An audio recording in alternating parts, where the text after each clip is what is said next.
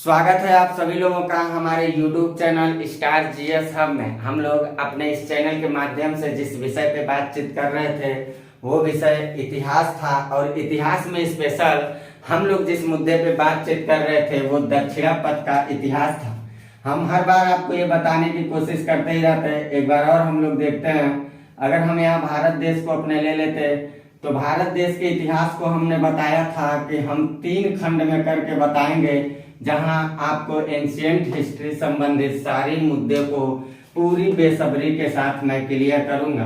अगर इसको देखा जाए 23.5 डिग्री कर्क रेखा को, तो इसके ऊपर का जो इतिहास था उत्तर भारत का इतिहास, ये मैंने आपको पूरा बेसब्री के साथ बताया था। यानी कि उत्तर भारत के इतिहास को पूरा बेसब्री से मैंने आपको पूरी कक्षा का संचालन कर चुका हूँ। अगर यहाँ विंध्याचल पर्वत के नीचे हम लोग आते हैं, एमपी के विंध्याचल पर्वत के नीचे, और यहाँ कर्नाटक के तुंगभद्रा नदी तक आते हैं, तो यहाँ के बीच का जो इतिहास है, ये वाला जो फेज है, इसको स्पेशल कहा जाता है दक्षिणापथ का इतिहास बोला जाता है।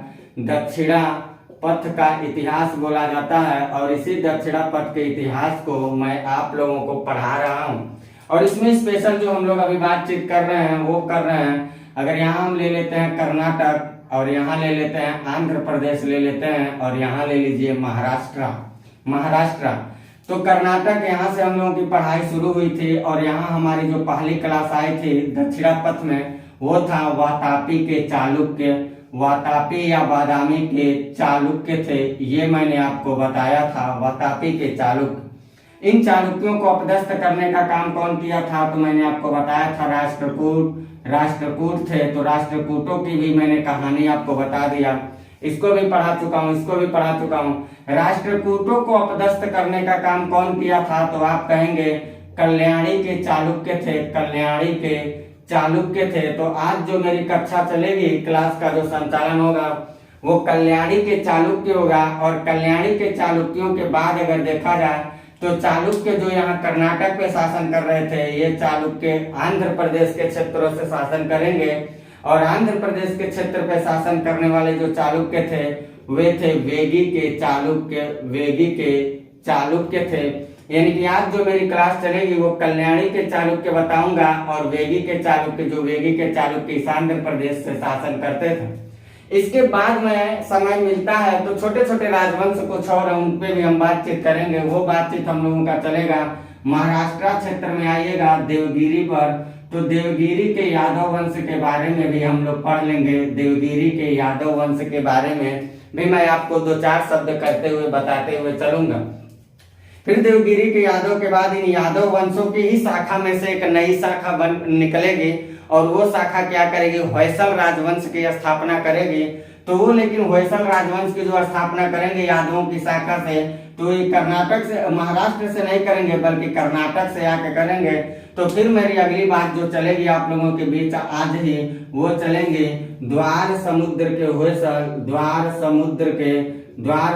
के होयसल वंश से संबंधित भी ये सब छोटे छोटे राजवंश हैं। इन सारे मुद्दों पे मैं बातचीत करूंगा।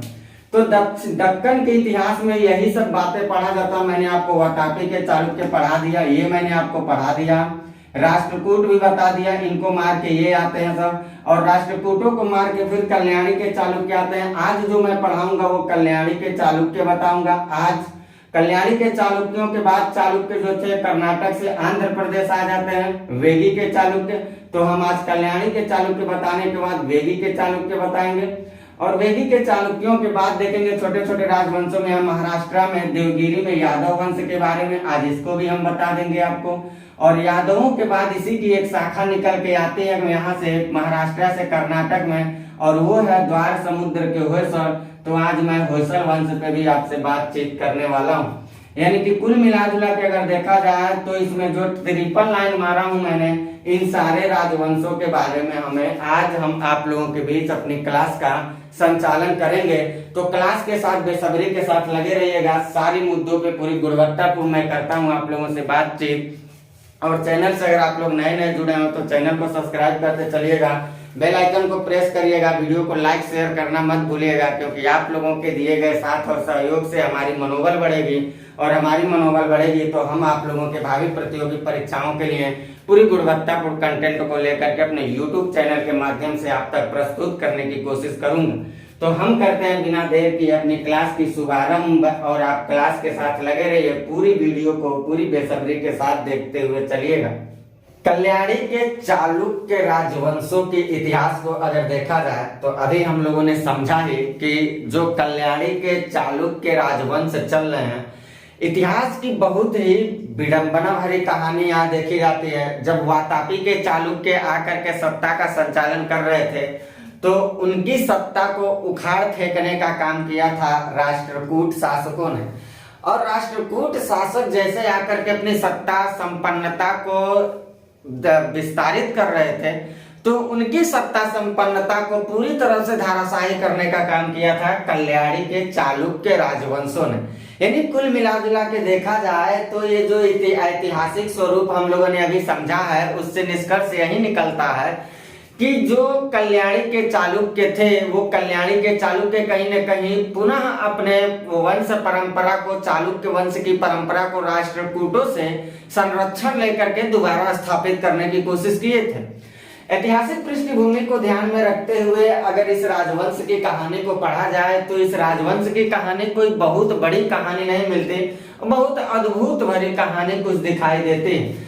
संभवतः ऐसा माना जाता है कि जो कल्याणी के चालुक्य राजवंश थे ये कहीं न कहीं राष्ट्रकूटों के सामंत के रूप में ही थे, और राष्ट्रकूटों के सामंतता को स्वीकार करते करते एक ऐसा समय आता है जब राष्ट्रकूट शासकों में आने वाला कार्प द्वितीय आता है सत्ता को लेकर के। तो राष्ट्रकूट शासक कार्प द्वितीय को तैलप द्वितीय नामक व्यक्ति ने पराजित करता है, और पराजित करने के बाद कल्याणी के चालुक्य राजवंशों की ऐतिहासिक पृष्ठभूमि को रखता है, जो इतिहास को पढ़ने के नजर से एक नवीन राजवंश को दिखाई देता है। अगर इस कहानी को देखा जाए, इस राजवंश के बारे में, तो हम लोगों को सीधा सीधा कहानी दिखाई देगा, कोई बहुत घुमावदार यहाँ बातें नहीं है। तैलप द्वितीय जैसे गद्दी पे बैठता कोई बहुत बड़ी उपलब्धि को लेकर के तो ये नहीं आ पाया कि इसके बारे में गुणगान गाया जाए।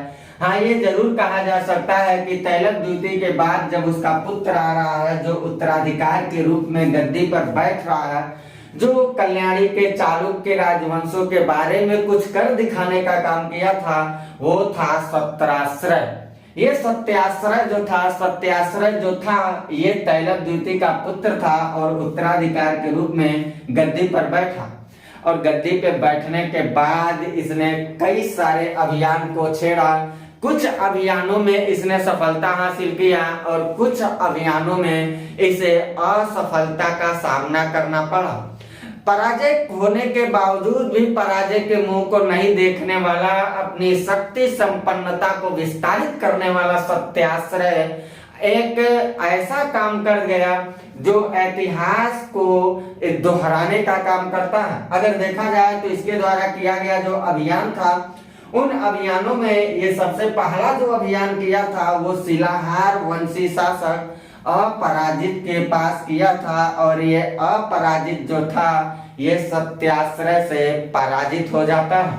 इसके बाद अगर देखा जाए तो इसने गुर्जर नरेश चामुंडराज के खिलाफ अभियान को छेड़ता है, और चामुंडराज को भी बहुत ही भयानक तरीके से पराजय का सामना करवाता है।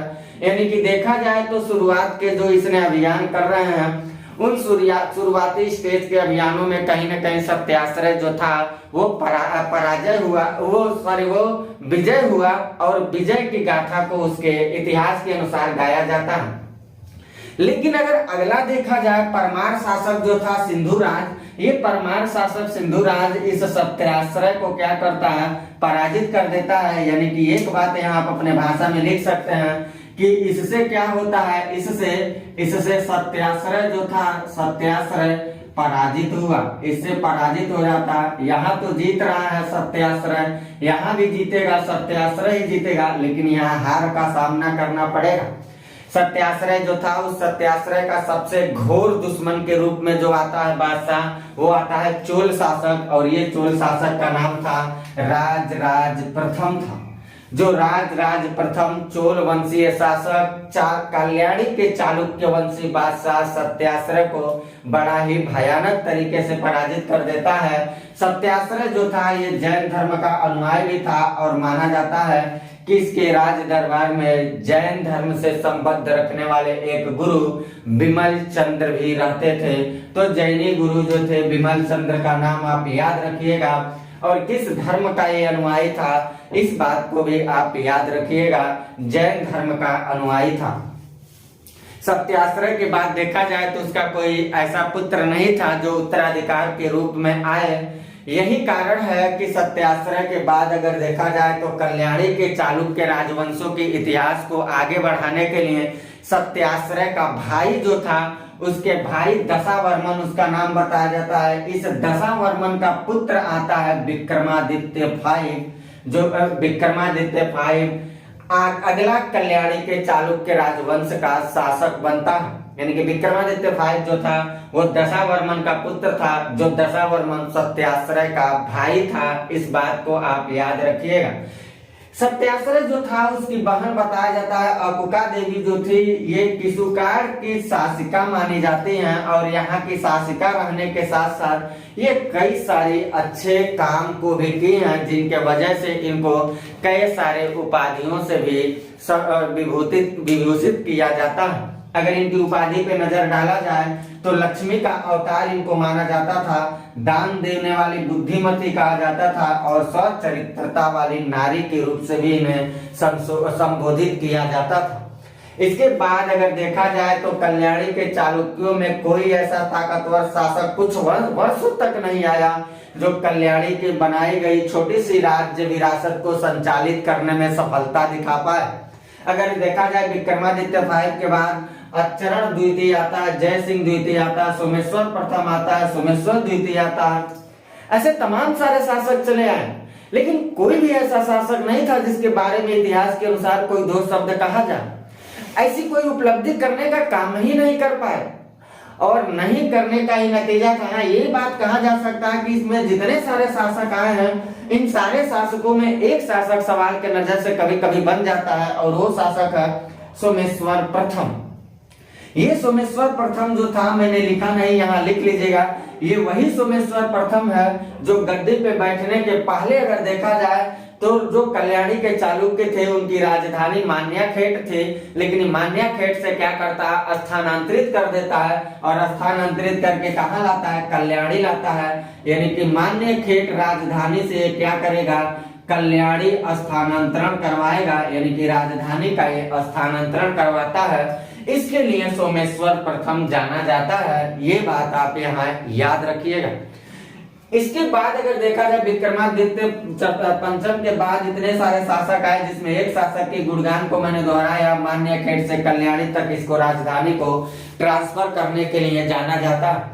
इसके बाद अगर देखा जाए तो अगला शासक के रूप में जो आता है जो चालुक्य कल्याणी के चालुक्य राजवंशों का सबसे प्रतापी शासक माना जाता है और वो सबसे प्रतापी शासक जो आता है वो विक्रमादित्य 6 आता है जो कल्याणी के चालुक्य राजवंशों का सबसे शक्तिशाली शासक के रूप में स्वीकार किया जाता है।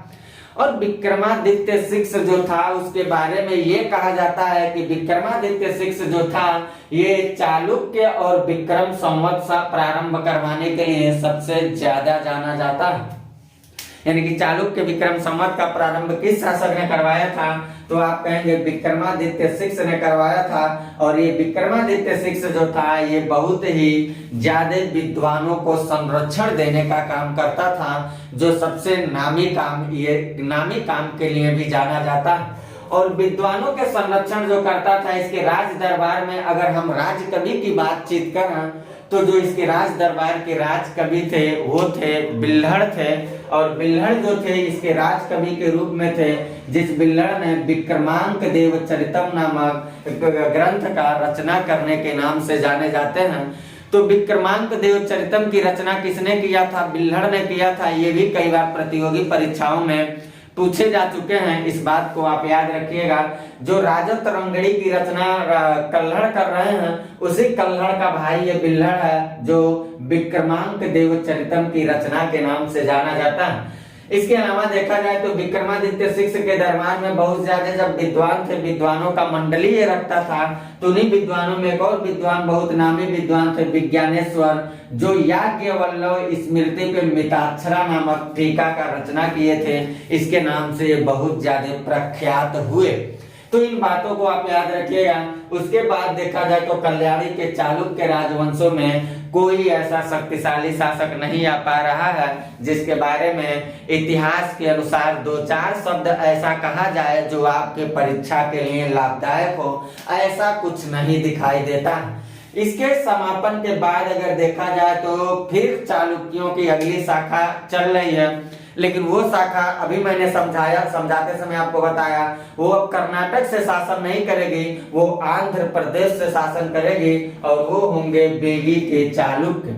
जिस वेगी के चालुक्यों के संस्थापक के रूप में देखा जाए तो विष्णुवर्धन माना जाता है और राजधानी ये बनाया था वेगी, यानी कि आंध्र प्रदेश को राजधानी इन्होंने बनाया था। वेगी के चालुक्यों की कोई बहुत रोचकदार कहानी नहीं है। अगर दक्कन के क्षेत्रों के इतिहास को देखा जाए तो दक्कन के इतिहास में कोई बहुत रोचकता दिखाई नहीं देती है। हाँ, ये बात जरूर है जो सवाल के नजर से आते, इसके अनुसार ये कहा जा सकता है कि वेगी के चालुक्यों में सबसे प्रतापी शासक के रूप में जो आता है वो विजयादित्य करके आता है। ये वेगी के चालुक्यों की गौरव गाथा, प्रतिष्ठा और सम्मान, मान मर्यादा को बहुत ज्यादा उच्च स्तर पे पहुंचाने में अपना अहम भूमिका निभाने का काम किया था। इसके अलावा अगर देखा जाए तो वेगी के चालुक्यों के बाद दक्कन के इतिहास में मैंने अभी पहले ही आपको चार्ट बना के बताया था। अगला जो दक्कन के इतिहास में आते हैं वो आते हैं यादव वंश। जो यादव वंश की स्थापना से संबंधित अगर मुद्दे को देखा जाए तो ये यादव वंश जो है, ये यादव वंश देवगिरी पे शासन करते थे, यानी कि महाराष्ट्र पे, यानी कि देवगिरी के यादव की अगर बात किया जाए तो जो देवगिरी के यादव थे इनके संस्थापक के रूप में जो जाना जाता है वो भिल्लभ फाइक नामक व्यक्ति था, जो राजधानी अपना देवगिरी को ही अपनी राजधानी बनवाया था। इसके बारे में कहा जाता है कि इस वंश परंपरा का सबसे सर्वाधिक शक्तिशाली जो शासक था वो राज सिंहड़ था। ये सिंहड़ के ही दरबार में एक प्रसिद्ध ज्योतिष रहते थे जिनका नाम बताया जाता है चंगदेव थे। इस चंगदेव को भी कई बार आरओ जैसे एग्जाम में सवाल उठाया जा चुका है कि चंगदेव किसके राज दरबार में थे, सिंहड़ के राज दरबार में थे, जो यादव वंश का सबसे शक्तिशाली शासक के रूप में जाना जाता था। यादव वंश का सबसे अंतिम शासक जो था वो अंतिम शासक के रूप में अगर देखा जाए तो रामचंद्र देव था। यादव वंश का सबसे अंतिम शासक के रूप में सत्ता का संचालन किया था।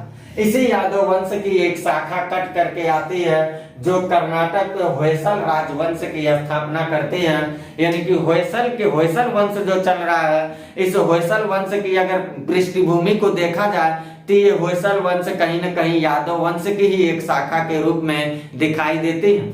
और जो होयसल वंश है, ये होयसल वंश के संस्थापक के रूप में विष्णुवर्धन आता है, जो अपनी राजधानी बनाता है द्वार समुद्र, यानी कि कर्नाटक में ये अपनी राजधानी को बनाता है।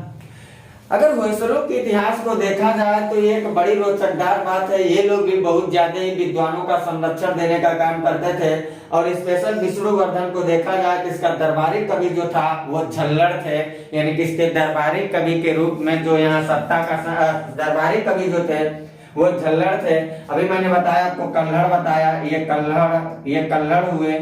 यहाँ पे मैंने आपको बताया बिल्हड़। कल्हड़ की कहानी तो बहुत अभी हम लोग पढ़ेंगे। बिल्हड़ देखा और बिल्हड़ के बाद अगर देखा जाए झल्लड़, तो ये तीनों के तीनों भाई थे, बहुत ही अजीबोगरीब इन सब का नाम है। तो इसको क्या नाम से आपको पूछना है, ये इनका नाम और इनके द्वारा लिखे गए जो किताब है वो आप जरूर याद रखिएगा, क्योंकि एग्जामिनर अजीबोगरीब नाम आपका नहीं देखने वाला। अगर सवाल पूछ दिया तो हवाबाजी करने से कोई फायदा नहीं, ये बातों को आपको याद रखना होगा। कल्हड़, यहाँ पे जो राज दरबार में निवास करने वाले शासक हैं वो झल्लड़ है। ऐसा माना जाता है कि 1117 के आसपास चिन्ना केशव मंदिर के निर्माण करवाने के नाम से भी विष्णुवर्धन जाना जाता है। तो विष्णुवर्धन जो था वो चिन्ना केशव मंदिर का निर्माण करवा रहा है। इस वंश परंपरा का जो सबसे अंतिम शासक था वो वीर बल्लाल था। होयसलों का सबसे अंतिम शासक वीर बल्लाल माना जाता है। और ये तो मैंने अभी आपको बताया ही कि यादव वंश की एक शाखा थी जो होयसल राजवंश के रूप में कर्नाटक से सत्ता का संचालन कर रही है। तो अभी मैं जो दक्कन का इतिहास आपको बता रहा हूँ, आज मैं आपको दक्कन का इतिहास भी कवर कर दिया, यानी कि जो मैंने फिगर बनाया था शुरुआत में उसमें मैं आपको एंशिएंट हिस्ट्री से रिलेटेड उत्तर भारत का इतिहास मैंने बता दिया, दक्कन का भी दक्षिणापथ का भी इतिहास मैं आपको बता दिया।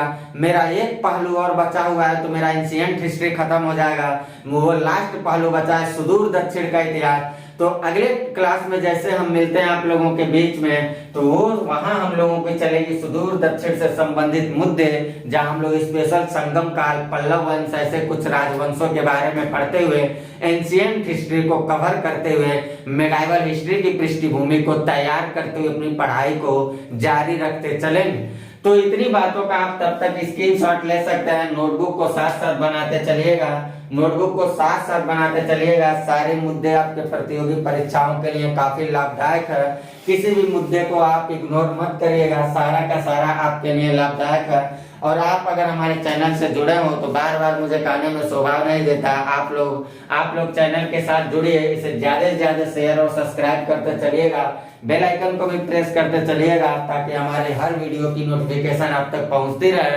और आप उस पढ़ाई के अध्ययन को लेकर के अपने पठन पाठन की कार्य को सुचारू रूप से संचालित करते हुए होने वाले अपने भावी प्रतियोगी परीक्षाओं को मजबूत और आसान बना पाए।